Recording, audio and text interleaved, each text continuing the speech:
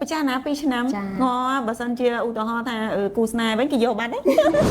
បាត់មុខអូនរយៈពេលប្រហែលជា2-3ខែណាអូនសុជាតាណោះអ្នកគ្រូចាំមិនខ្វះទេចាពីព្រោះថាអតិថិជននេះចិត្តល្អជួយឲ្យរូបភាពអនុស្សាវរីយ៍មកដល់គូប៉ែទៀតដើម្បីបង្ហាញជូនដល់អតិថិជនដែលគាត់ចង់មានបំណងលុបស្នាមដៅណាអូនថាឥឡូវនេះអូនមានអារម្មណ៍ថាស្នាមដៅអូនបាត់ប្រហែលប៉ុន្មាន%ហើយបានសឹង80អ្នក80-90%មែនទេសឹងថាយើងអត់ make up ថ្ងៃខ្លះក៏អូខេមើលមិនសូវដឹងច្បាស់ណោះ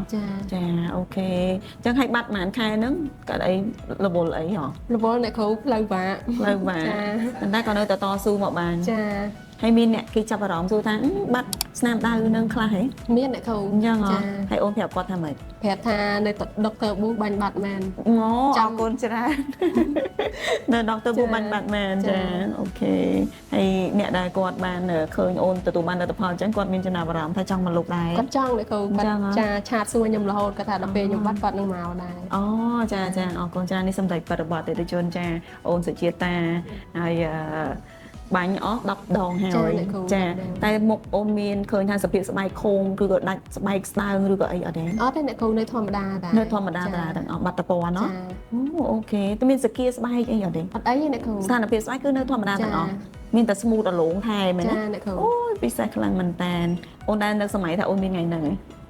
អត់ដែរអ្នកគ្រូគិតថាដៅហ្នឹងគឺមួយជីវិតហ្នឹងប្រហែលខ្ញុំគិតថាប្រហែលជាមិនបាត់ទេសឹងថាមួយជីវិតនឹងរហូតដល់ពេលហើយបានតាមដានភ័យនៅដុកទ័រប៊ូបានអ្នកគ្រូរយៈពេល2ឆ្នាំបានខ្ញុំមកអូប្រចាណា2ឆ្នាំងបើសិនជាឧទាហរណ៍ថាគូស្នេហ៍វិញគេយកបាត់ទេ2ឆ្នាំបានទេបងប្អូនអរគ្នាចាប៉ុន្តែឥឡូវហ្នឹងគឺបាញ់10ដងហើយយើងបានទទួលជោគជ័យអញ្ចឹងយ៉ាងណាការតស៊ូរបស់យើងការសង្កេត2ឆ្នាំហើយតស៊ូបាញ់10ខែទៀតអញ្ចឹងយើងបានប្រសិទ្ធភាព80%ដល់90%ចាអញ្